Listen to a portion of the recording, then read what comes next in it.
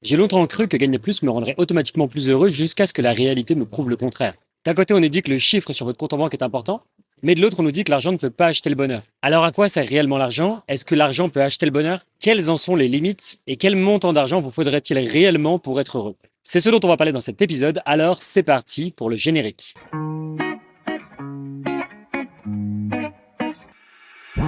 Bienvenue sur Le Tunnel, le podcast pour ceux qui veulent tout quitter pour la liberté. Venez discuter chaque dimanche pour parler business, mindset et philosophie dans la bonne humeur avec un entrepreneur qui vit en Thaïlande. Bonjour et bienvenue dans le podcast Le Tunnel, je suis Tony Rouget du site tonymarketing.fr. Et aujourd'hui on va parler de est-ce que l'argent peut acheter le bonheur?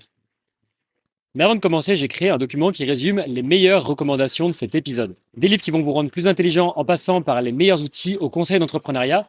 Je vous ai tout mis dans ce document.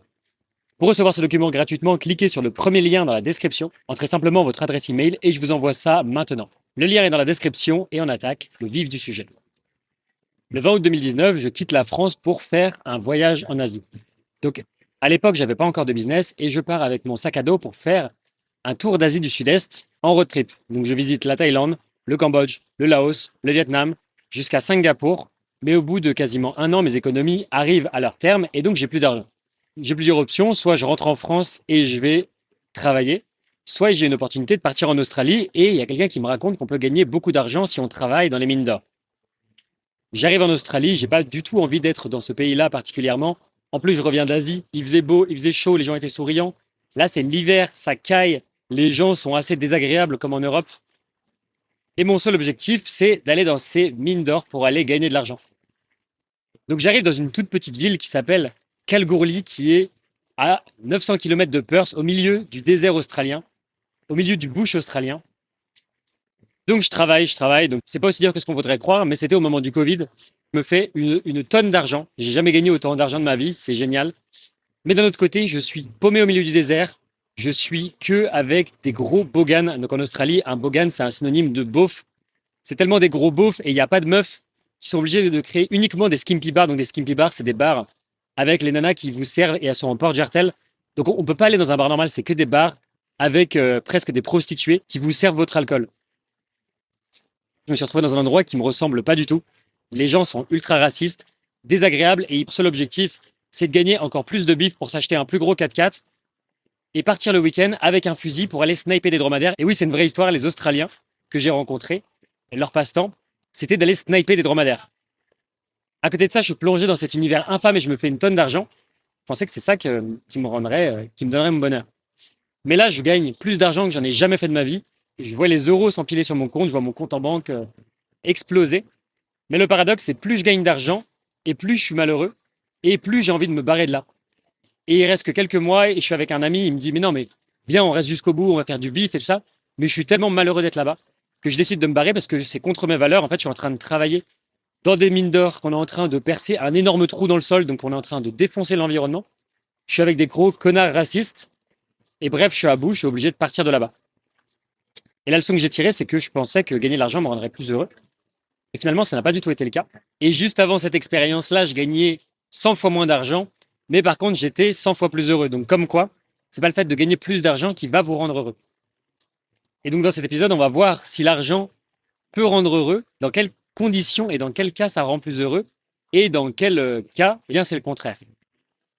Alors, il y a une phrase qui m'a marqué et qui est applicable pour l'argent, c'est que si vous voulez continuer à obtenir ce que vous avez, alors continuez à faire ce que vous faites.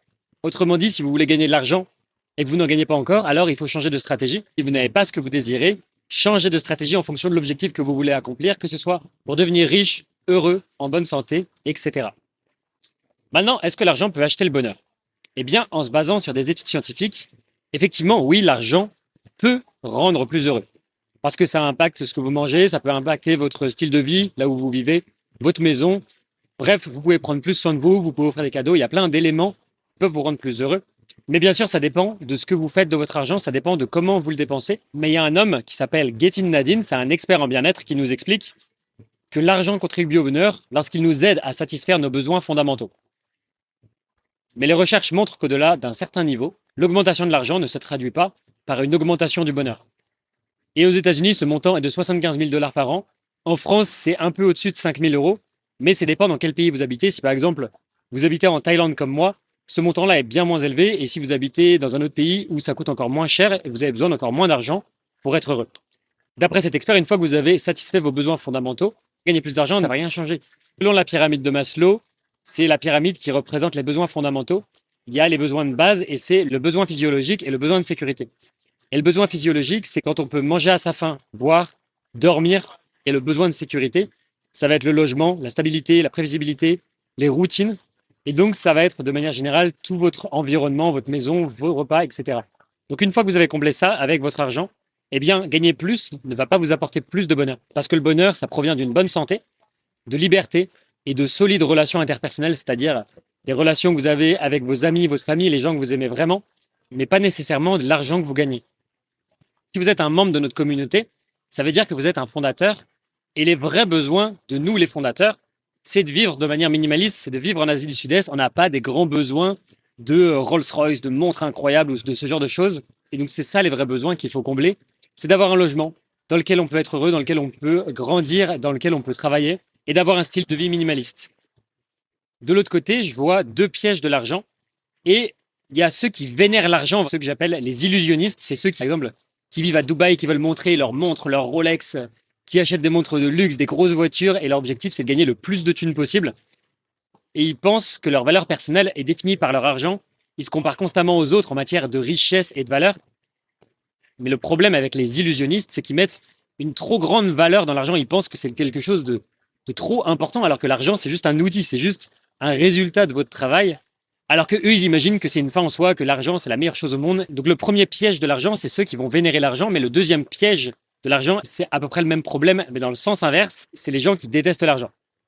Parce que l'argent, c'est indispensable. Comme on l'a dit précédemment, on en a besoin pour combler nos besoins fondamentaux, que ce soit pour avoir un logement, s'acheter de la nourriture, des boissons, pour pouvoir prendre soin de soi. Et si vous refusez d'utiliser cet outil qui permet de faire tourner la société, vous aurez des difficultés à accomplir quoi que ce soit. Donc que ce soit ceux qui vénèrent l'argent ou ceux qui détestent l'argent, c'est deux extrêmes et de toute façon, les extrêmes, c'est jamais bon. C'est exactement le même problème pour ces deux types de personnes. Ce sont des gens qui donnent une signification plus importante à l'argent que sa véritable valeur. Et donc pour revenir à quelque chose de plus terre à terre, on va voir les trois fonctions de l'argent. Donc c'est un modèle qui a été prouvé. L'argent a trois fonctions. La première, c'est d'être une unité de mesure. Par exemple, à l'époque, c'était combien de poulets échangés contre 1 kilo de tomates. C'est une unité de mesure, donc c'est un peu difficile de mesurer parce que un poulet, c'est très difficilement mesurable à 1 kilo de tomates. Donc c'est super chiant pour mesurer, alors que là maintenant, on sait qu'un poulet, c'est 5 euros, 1 kilo de tomates, c'est 2 euros, ce qui veut dire qu'on peut plus facilement mesurer. La deuxième fonction, c'est que c'est un moyen d'échange. Ça permet de dire, OK, là je vais chez le coiffeur, eh bien je vais pouvoir te donner de l'argent. Et après, ce coiffeur-là, il pourra lui-même aller à la boulangerie et il pourra réutiliser cet argent pour faire quelque chose d'autre avec. Alors qu'avant, il fallait faire un troc. Ça veut dire qu'avant, le coiffeur, eh bien, il devait coiffer le boulanger. Et le boulanger, il devait offrir des viennoiseries au coiffeur. C'était pas pratique. Alors que maintenant, il n'y a plus besoin de troquer. Et la troisième fonction de l'argent, c'est de stocker de la valeur. Par exemple, quand on fait des économies, quand maintenant on peut investir, on peut garder de l'argent. On ne pouvait pas garder un poulet, on ne pouvait pas garder 1 kilo de tomates pendant 10 ans, car c'était des aliments qui étaient périssables. Donc l'argent, en soi, c'est moralement neutre. C'est pas positif, c'est pas négatif. C'est pas ah c'est génial, je vais pouvoir m'acheter une Rolls-Royce ou ah non l'argent c'est dégueulasse, c'est pour les riches, etc. L'argent c'est neutre, c'est moralement neutre et il faut pas mettre de connotation positive ou négative derrière. Mais c'est pas parce que c'est neutre que c'est pas bien et qu'il ne faut pas chercher à en avoir. L'argent c'est très bien parce que c'est ce qui vous permet de mesurer vos résultats justement. Quand vous faites des ventes, eh bien vous êtes payé en fonction de vos résultats. Les gens payent pour la valeur que vous leur apportez et donc l'argent que vous gagnez un moyen de mesurer la valeur que vous apportez à vos clients. Maintenant, je voudrais parler du coût réel des achats. Parce que tout ce que nous achetons, ça n'a pas un seul coût, mais ça en a deux. La première chose, c'est le coût lui-même en euros. Donc, ce que ça vous coûte sur votre compte en banque. Si par exemple, vous achetez un iPhone, ça va vous coûter 1 000 euros. Mais le deuxième coût, c'est le temps libre transformé en temps à travailler. Parce que l'argent que vous avez sorti de votre poche pour acheter cet iPhone, eh bien, vous avez dû travailler avant pour obtenir cet argent. Non seulement vous dépensez de l'argent, mais vous dépensez du temps que vous avez utilisé pour gagner cet argent. Sauf que notre temps, c'est notre ressource la plus précieuse parce que peu importe que vous soyez extrêmement riche ou extrêmement pauvre, on vit tous à l'époque actuelle jusqu'à environ 80-90 ans. Et ça m'emmène à une citation d'Antoinette Bosco qui dit Le temps n'est pas une marchandise, mais quelque chose qu'on fait comme un gâteau. Le temps est la substance de la vie. Quand quelqu'un vous demande de donner de votre temps, ce qu'il demande vraiment, c'est un morceau de votre vie. Parce que quand c'est votre heure, aucune somme ne pourra vous sauver de votre propre faim. Le temps, c'est le réservoir de carburant de la vie, et quand le réservoir est vide, eh bien, la vie s'achève. C'est pour cette raison-là que c'est très important de faire attention aux achats que vous faites, faire des achats intelligents qui vous apportent de la valeur, car ces dépenses-là vous ont coûté de l'argent, mais vous ont également coûté du temps. Et comme le temps est votre ressource la plus précieuse, il ne faut pas la gaspiller inutilement dans des choses futiles. Ce qui m'amène à vous raconter une expérience que j'ai vécue dans laquelle je me suis retrouvé sans argent. J'en ai tiré des leçons positives et maintenant c'est resté un souvenir positif et inoubliable avec l'ami avec qui je l'ai vécu. Mais petit disclaimer, c'était une histoire hardcore quand je l'ai vécu, si j'étais jeune. C'était en Slovénie. C'était une soirée d'août 2017 près de la capitale qui s'appelle Ljubljana. C'est une très belle ville que j'adore. Cette soirée-là, on avait dit, OK, on va dormir dans la nature, on va prendre nos hamacs et on va se mettre dans une petite forêt pas loin de la capitale, alors qu'on était dans le centre. Et ce qu'il faut noter, c'est que mon ami, lui, ça faisait déjà plus d'un mois qu'il avait plus d'argent parce qu'en fait, il avait perdu sa carte bleue. Donc c'est moi qui lui ai avancé tout l'argent, donc on avait une carte bleue pour deux personnes. OK, on prend nos hamacs, on va se mettre dans une forêt pour l'expérience et on va dormir dans la nature. On commence à s'installer, très bien. Et là, on commence à regarder le ciel au-dessus de nous.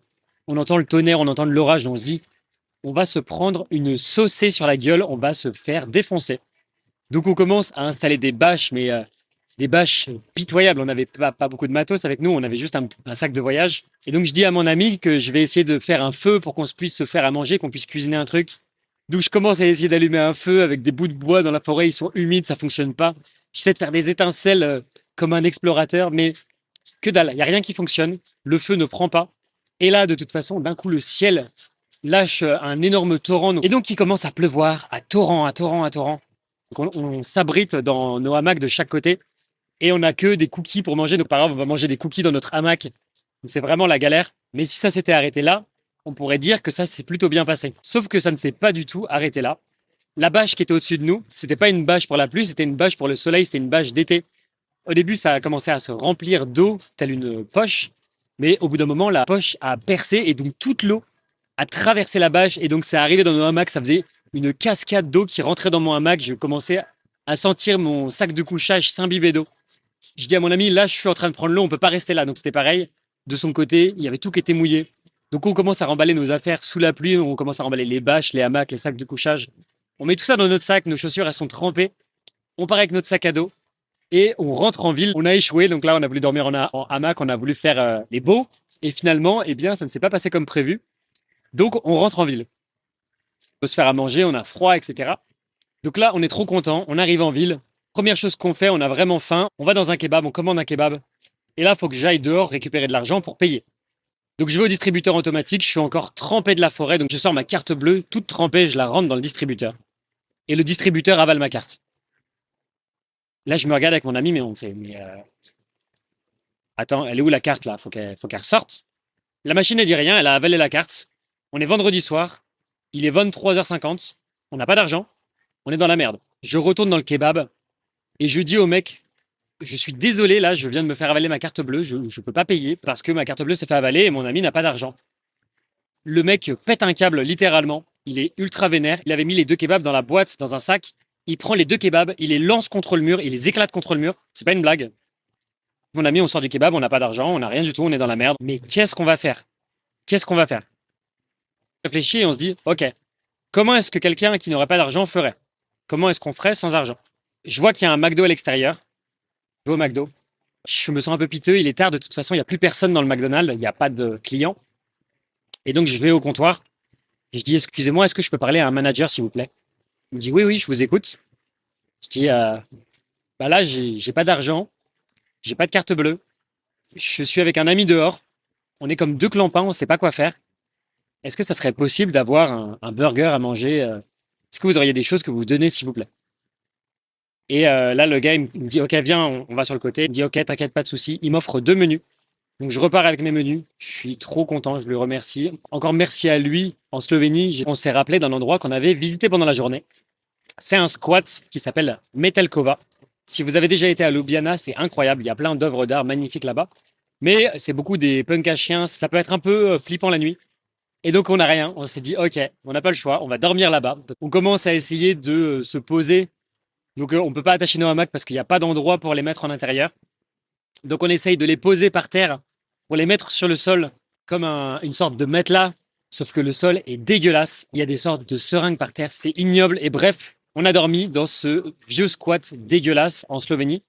Mais on en a tiré une super bonne expérience, un très bon souvenir inoubliable. Sur le moment, c'était moins rigolo, mais vu que j'étais avec mon ami, on a quand même toujours l'habitude de voir le positif, même dans les événements les plus négatifs. Et donc voilà comment on s'en est sorti sans argent. Mais c'est pas encore fini le lendemain, donc à la banque le plus tôt possible pour essayer de récupérer la carte bancaire. Donc on se pointe le samedi matin devant la banque, et là il y a un panneau, c'est écrit banque fermée exceptionnellement le samedi, nous rouvrirons lundi.